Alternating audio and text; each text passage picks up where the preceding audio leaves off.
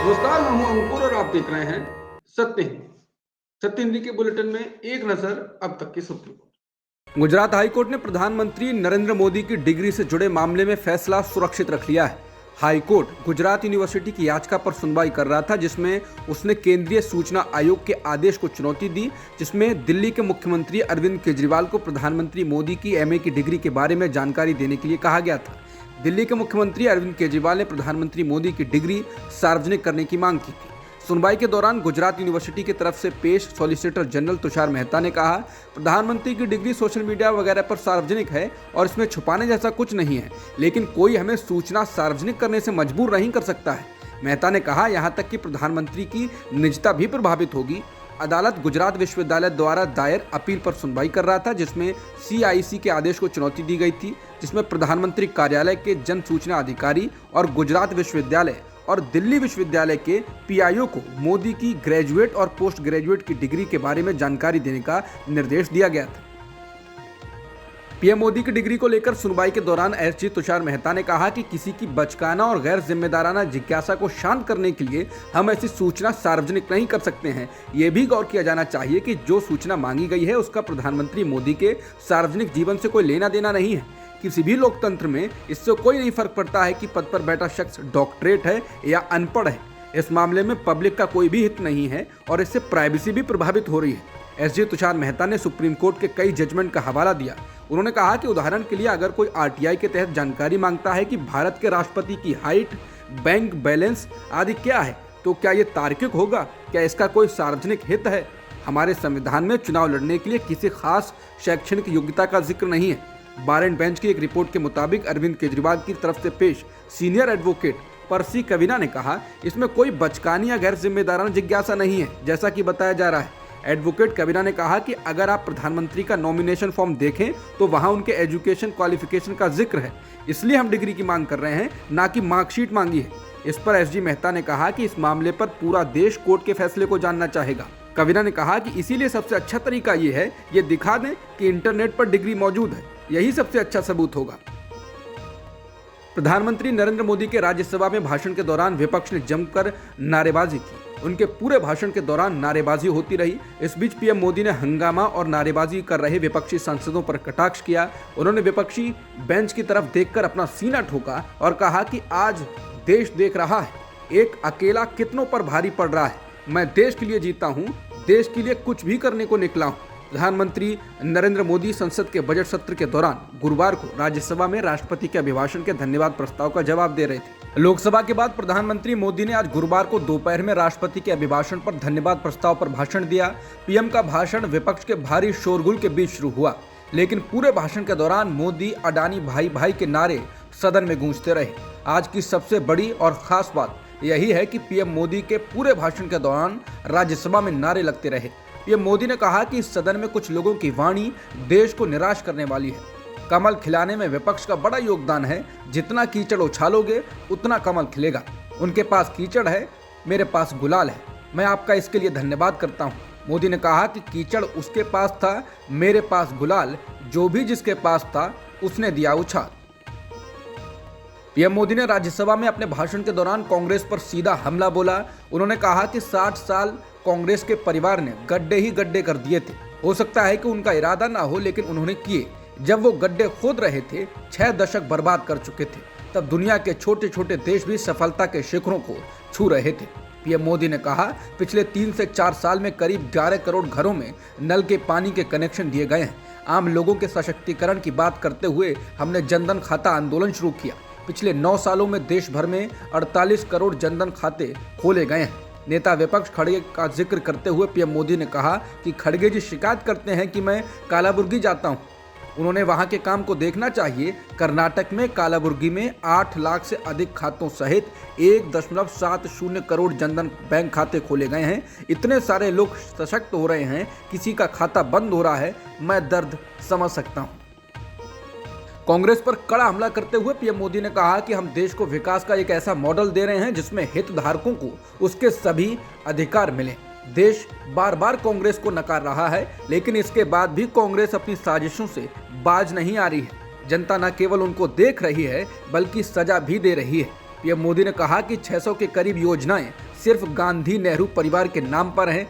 अगर किसी कार्यक्रम में नेहरू जी के नाम का उल्लेख ना हुआ तो कुछ लोगों के बाल खड़े हो जाते हैं, उनका लहू एकदम गर्म हो जाता है कि नेहरू जी का नाम क्यों नहीं है। मैं आश्चर्यचकित हो जाता हूं कि चलो भाई, छूट जाता होगा हमसे नेहरू जी का नाम, और छूट जाता है तो हम ठीक भी कर लेंगे क्योंकि वो देश के पहले पीएम थे। लेकिन मुझे यह समझ नहीं आता कि उनकी पीढ़ी का कोई व्यक्ति नेहरू सरनेम रखने से डरता क्यों है। क्या शर्मिंदगी है नेहरू सरनेम रखने से?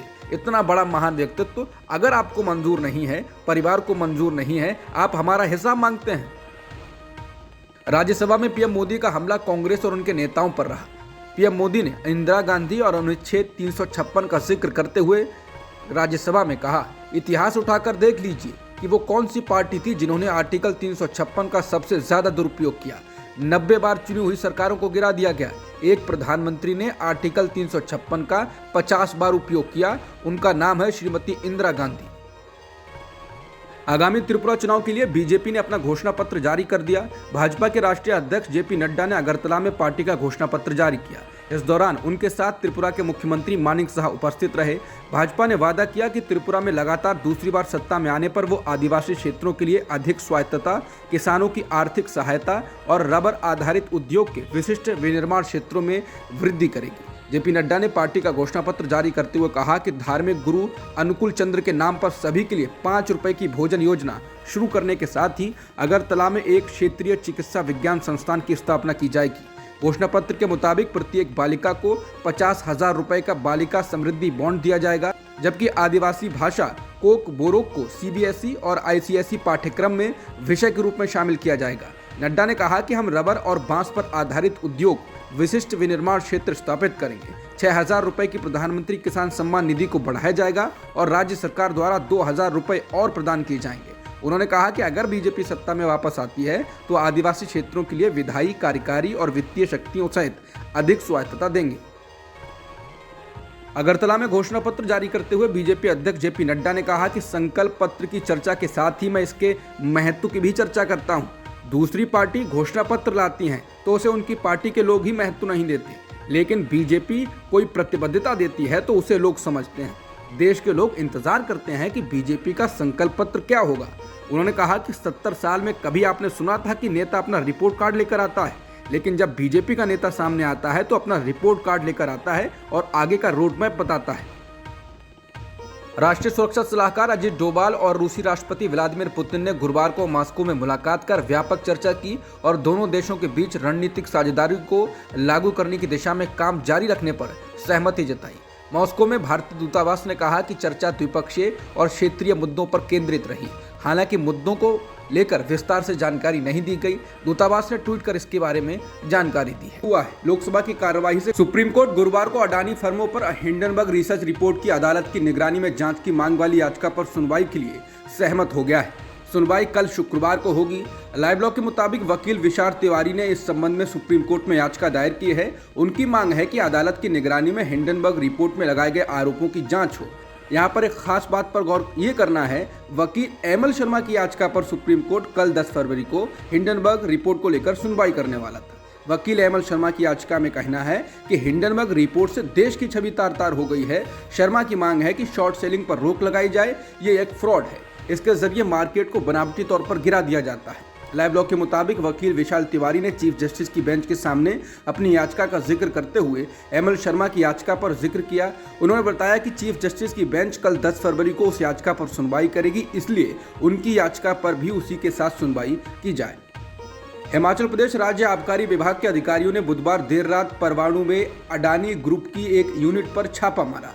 राज्य विभाग के अधिकारियों ने सोलन स्थित अडानी विल्मर कंपनी की कैरिंग एंड फॉरवर्ड यूनिट का निरीक्षण किया। मीडिया रिपोर्टों के अनुसार जीएसटी अधिकारियों ने जीएसटी उल्लंघन के आरोपों को लेकर अडानी विल्मर के कार्यालय का दौरा किया।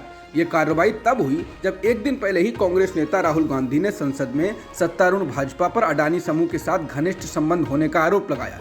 बता दें, अडानी विल्मर, अडानी ग्रुप और सिंगापुर स्थित विल्मर के बीच 50-50 का जॉइंट वेंचर है, जिसमें फॉर्च्यून ऑयल इसके प्रमुख उत्पादों में से एक है। टाइम्स नाउ की रिपोर्ट के मुताबिक अडानी विल्मर पर जीएसटी जमा नहीं करने के आरोप हैं। इसके अलावा अधिकारी कथित तौर पर राज्य में संचालन के संबंध में कंपनी के इनपुट टैक्स क्रेडिट दावों के बारे में जानकारी मांग रहे हैं। कांग्रेस अध्यक्ष मल्लिकार्जुन खड़गे ने बुधवार को अडानी हिंडनबर्ग मामले की संयुक्त संसदीय समिति यानी जेपीसी से जांच कराने की विपक्ष की मांग को दोहराते हुए भाजपा सरकार पर तीखा हमला बोला था। इसके बाद खड़गे अपने स्कार्फ को लेकर सत्तारूढ़ पार्टी के निशाने पर आ गए। दरअसल खड़गे ने राज्यसभा में कहा कि प्रधानमंत्री ने कहा था न खाऊंगा न खाने दूंगा, लेकिन हर दिन देश में मुट्ठी भर उद्योगपति अमीर होते जा रहे हैं। मोदी जी के एक करीबी मित्र की पिछले 2.5 साल में संपत्ति में 14 गुना वृद्धि हुई है। संपत्ति में इतनी तेजी से वृद्धि कैसे हुई? क्या ये जादू है? इस पर सदन के नेता पीयूष गोयल ने ये कहते हुए पलटवार किया कि खड़गे के आरोप निराधार हैं और शेयर मार्केट के द्वारा देखे जाने वाले हैं। उसमें सरकार की क्या काम है? उन्होंने कहा कि विपक्ष के नेता जेपीसी की मांग करते रहते हैं। जेपीसी उन आरोपों को देखने के लिए होती है जो साबित हो चुके हैं या मामले और सरकार से संबंधित घोटाले हैं। गोयल ने कहा कि खड़गे जी ने आज लुई विटॉन का मफलर यानी स्कार्फ पहन रखा है। क्या हमें इस पर भी जांच करने के लिए एक संयुक्त समिति का गठन करना चाहिए? वो कहां से मिला, उसे किसने दिया और उसकी कीमत कितनी है? फिर एक जेपीसी को उस पर भी जांच करनी चाहिए। रामचरितमानस की कुछ चौपाइयों पर आपत्ति जताते हुए सपा नेता स्वामी प्रसाद मौर्य ने पीएम मोदी और राष्ट्रपति द्रौपदी मुर्मू को पत्र लिखा है। उन्होंने पीएम से इन चौपाइयों को रामचरितमानस से संशोधित कराने या प्रतिबंधित करने की अपील की है। स्वामी प्रसाद मौर्य ने ट्वीट कर कहा, रामचरितमानस की कुछ चौपाइयों के आपत्तिजनक अंश, जिसमें समस्त महिलाओं, आदिवासियों, दलितों व पिछड़ों को सामाजिक धार्मिक स्तर पर नित्य प्रति अपमानित होना पड़ता है, को संशोधित या प्रतिबंधित करने एवं पीड़ित वर्ग को सम्मान दिलाने हेतु पत्र राष्ट्रपति जी और प्रधानमंत्री जी को प्रेषित। तुर्की में आए भूकंप के झटके के बाद विदेश मंत्रालय ने कहा है कि वर्क वीजा पर तुर्की गए एक भारतीय लापता है। 10 अन्य भारतीय तुर्की के दूर दराज के हिस्सों में फंसे हुए हैं। तुर्की और सीरिया में आए भूकंप में अब तक करीब 16,000 लोगों की मौत हो चुकी है। अभी भी ये संख्या बढ़ सकती है। रिपोर्टों के अनुसार तुर्की में बचावकर्मी हजारों इमारतों के मलबे में फंसे लोगों को बचाने के लिए जुटे हुए हैं। विदेश मंत्रालय के सचिव संजय वर्मा ने एक संवाददाता सम्मेलन को संबोधित करते हुए कहा कि भारत ने तुर्की के अदाना में एक नियंत्रण कक्ष स्थापित किया है। उन्होंने कहा कि 10 भारतीय प्रभावित क्षेत्रों के दूर दराज के हिस्सों में फंसे हुए हैं, लेकिन वो सुरक्षित हैं। उन्होंने कहा कि एक भारतीय नागरिक जो व्यापारिक यात्रा पर था लापता है। हम बेंगलुरु में उनके परिवार और उस कंपनी के संपर्क में हैं जिसके लिए वो काम करते हैं। मंत्रालय ने बताया कि फंसे हुए 10 भारतीय सुरक्षित हैं और भारत से भेजी गई विशेष टीमें उनका पता लगा रही हैं और बचाव कार्य जारी है। बॉर्डर गावस्कर ट्रॉफी के पहले टेस्ट मैच के पहले दिन का खेल खत्म हो गया। पहले दिन भारत ने 1 विकेट के नुकसान पर 77 रन बनाए। भारत ने पहले दिन का खेल खत्म होने से 1 ओवर पहले केएल राहुल का विकेट गंवा दिया। केएल राहुल ने 20 रन बनाए। कप्तान रोहित शर्मा 56 रन और रविचंद्रन अश्विन बिना कोई रन बनाए खेल रहे हैं। इससे पहले ऑस्ट्रेलिया ने टॉस जीतकर पहले बल्लेबाजी का फैसला किया, लेकिन टीम बेहतर बल्लेबाजी नहीं कर पाई और पूरी टीम केवल 177 रनों पर सिमट गई। अब तक की खबरों में इतना ही। बाकी खबरों के लिए बने रह सकते हैं आप सत्य हिंदी के साथ।